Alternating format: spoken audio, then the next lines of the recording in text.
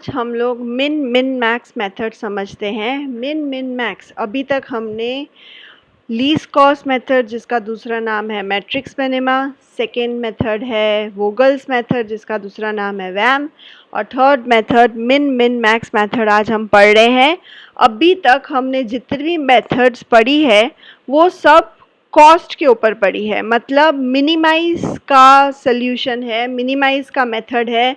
मतलब अब तक हम सब जितनी भी मेथड्स हमने की है उसमें हमको मैट्रिक्स को मिनिमाइज करना होता है, कॉस्ट को मिनिमाइज करना होता है। इसका मतलब है कि इसके अंदर के जो नंबर्स हैं वो सारे कॉस्ट है, टाइम हो सकता है, डिस्टेंस हो सकता है, मतलब किसी भी चीज़ को कम करके अगर फ़ायदा हो रहा है ये सारे नंबर्स वो है।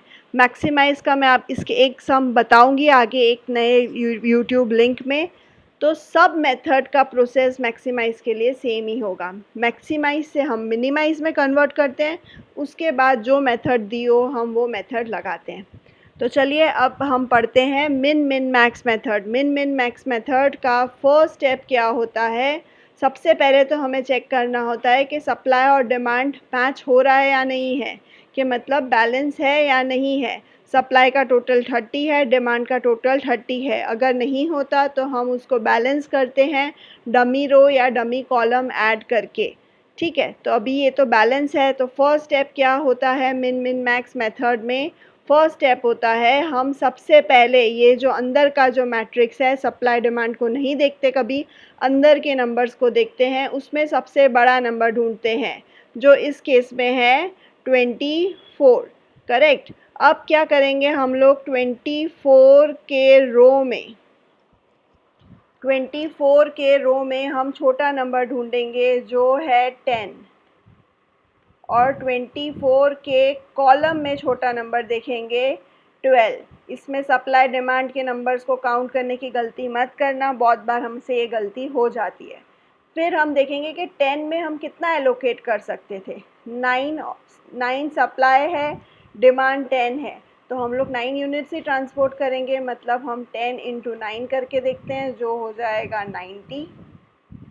और 12 में कितना असाइन कर सकते हैं? 12 में आप 5 असाइन कर सकते हो, 5 और 11 में से। तो 12 इंटू 5 हो जाएगा 60। तो मिन मैक्स मेथड क्या बोलती है कि इन दोनों नंबर में से जो छोटा नंबर है हम उस पोजीशन से स्टार्ट करेंगे। करेक्ट।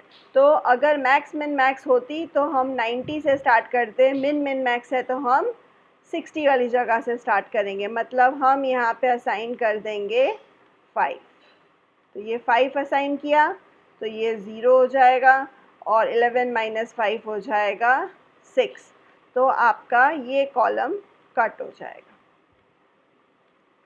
सेम प्रोसेस फिर से रिपीट करना है। सेम प्रोसेस फिर से हम सबसे बड़ा नंबर ढूंढेंगे जो अब कितना, कौन सा बड़ा नंबर है? 22। अगर सपोज़ बड़े नंबर में टाई होती है तो आप कोई भी नंबर ले सकते हैं। तो 22 के रो में छोटा कौन सा है? 22 के रो में छोटा है 18, और 22 के कॉलम में छोटा है 17।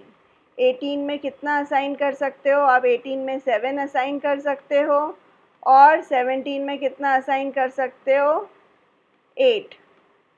18 इंटू 7 अगर आप करके देखो, और 18 इंटू 7 करो, और 17 इंटू 8 करो, क्या नंबर आता है?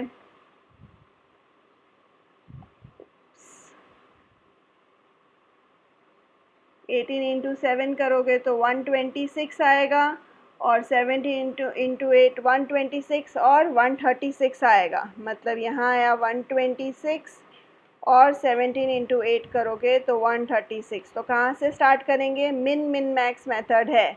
मतलब जब ये मिनिमम होता है आगे का नंबर तब हम छोटे से स्टार्ट करते हैं। मतलब 18 वाली जगह से स्टार्ट करेंगे, 18 में हम 7 असाइन कर देंगे।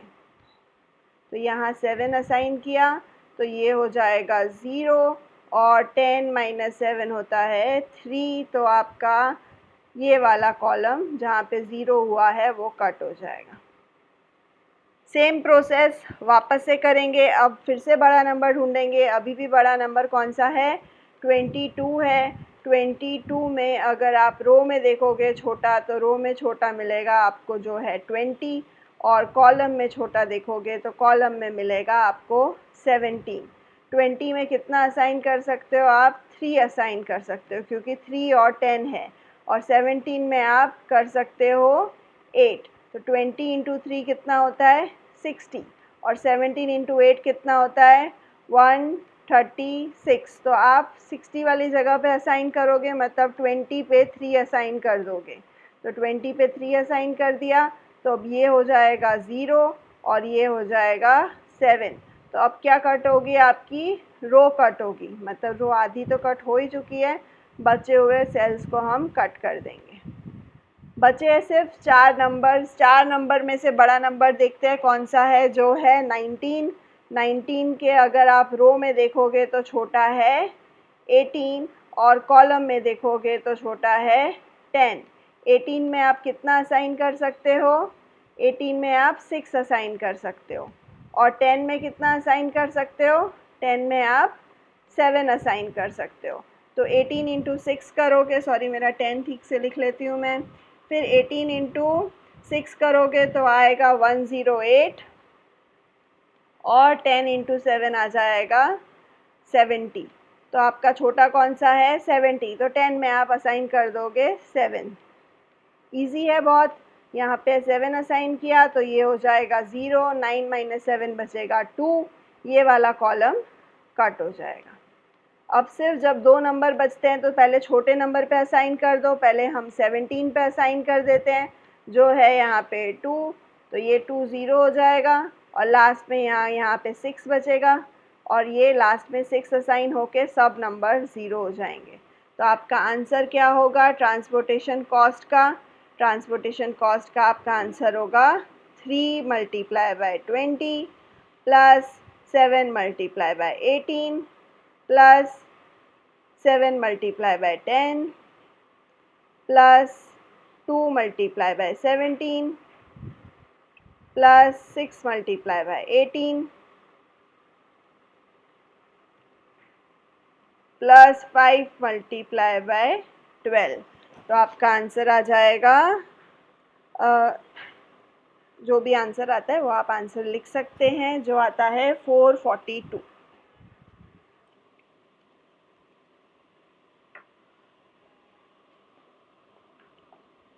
इससे हमारा सम कंप्लीट होता है। 3 इंटू 23 एक बार चेक कर लेती हूँ। 3 7 7 2 6 5, नहीं आंसर आएगा 458, सॉरी।